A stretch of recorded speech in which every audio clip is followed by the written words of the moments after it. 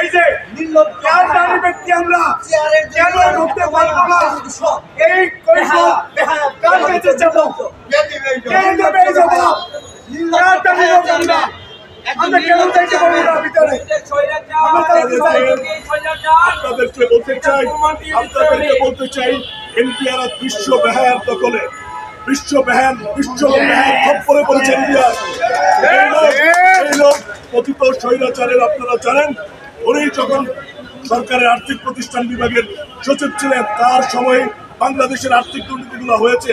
আমি জানি না তত্ত্বাবধায়ক সরকার, মাননীয় প্রধান উপদেষ্টা আমাদের বক্তব্য সুস্পষ্ট থাকার পরেও এই ধরনের একজন ফ্যাসিস্ট আমলাকে কি করে এনবিআর রেখে জানি না হাজার হাজার কর্মকর্তা কর্মচারীকে আজকে এই অসহায় অবস্থা থেকে ফেলে দিয়েছে।